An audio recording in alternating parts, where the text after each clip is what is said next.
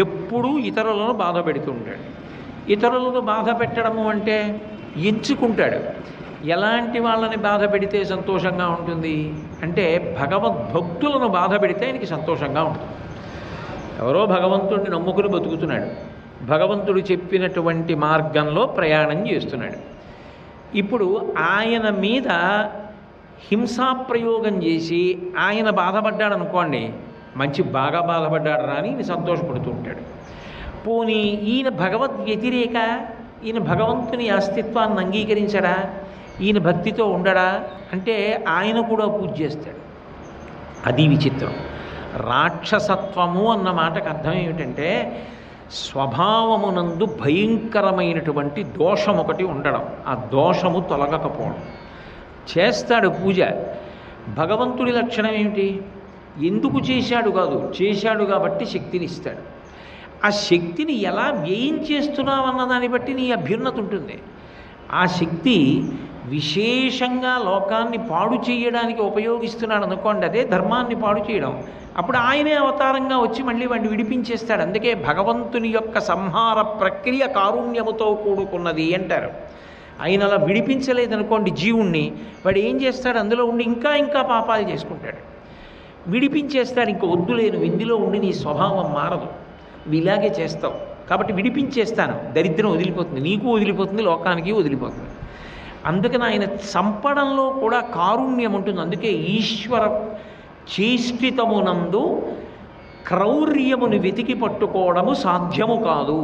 అందుకే ఈ తత్వాన్ని పట్టుకున్నాడు కాబట్టే గోపరాజు గారు దాశరథి కరుణాపయోనిధి అన్నాడు. నీ యొక్క కారుణ్యము సముద్రము వంటిది, దాని లోతు తెలుసుకోవడం సాధ్యం కాదు.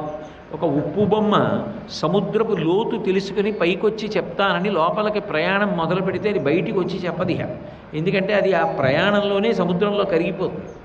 అలాగే భగవంతుని యొక్క కారుణ్యమును తెలుసుకునే ప్రయత్నం చేస్తే భగవంతుని ఎందే కరిగిపోతాడు, లయమైపోతాడు. కాబట్టి భగవంతుడి అనుగ్రహం భగవద్భక్తుడికి ఉంటుంది. అది ఏ రకమైన ఆరాధన కానివ్వండి, ఆరాధన చేసిన వాడికి ఆయన అనుగ్రహాన్ని ఇస్తూ ఉంటాడు. అది దుర్వినియోగం అయినప్పుడు మాత్రం దుర్వినియోగం చేసిన వాడిని సంహరిస్తాడు. అందుకే ఈ వృషాసురుడు ఏం చేసేవాడు అంటే నృసింహశాల గ్రామాన్ని పూజ చేసేవాడు. నరసింహస్వామి వారి ఆరాధనం పరమశక్తివంతం. ప్రదోష వేళలో ఒక్క పరమశివుడి ఆలయానికే వెళుతూ ఉంటారు. ఎందుకంటే దేవతలందరూ కూడా శివాలయానికే వస్తారు. ప్రదోషంలో శివాలయానికి వెళితే అందరి దేవతల దర్శనం చేసేసినట్లే. కానీ ప్రదోషంలో నరసింహస్వామి దర్శనం కూడా చేస్తారు. ఎందుకంటే ప్రదోషంలో దర్శనం అన్నది నరసింహస్వామికి అంత శక్తివంతమైనటువంటి స్వరూపం. మహానుభావుడు, పిలిస్తే పలికేటటువంటి దైవం. ఎక్కువగా గుహల్లో ఉంటూ ఉంటాడు ఆయన. ఇన్ని రకాలైనటువంటి మూర్తులున్నాయి అహోబల క్షేత్రంలో. అటువంటి నరసింహస్వామి యొక్క సాలగ్రామాన్ని ఉపాసన చేయడం అంటే అంత తేలిక విషయం కాదు. ఎందుకనంటే పూజ వేరు, జ్ఞానము వేరు. జ్ఞానాన్ని కర్మని ఒకదాంతో ఒకటి కలగాపులగం చేయకూడదు, రెండింటినీ కలపడానికి వీల్లేదు. జ్ఞానం కోసం పరిశీలనం చేయడం, ఆత్మవిచారం చేయడం వేరు, కర్మ దగ్గరికి వచ్చేటప్పటికి పూజ చేయడం వేరు. పూజ అనేటటువంటిది శాస్త్ర విహితముగా చెయ్యాలి తప్ప జ్ఞానులను అనుకరించి పూజ చేసే ప్రయత్నం చెయ్యకూడదు.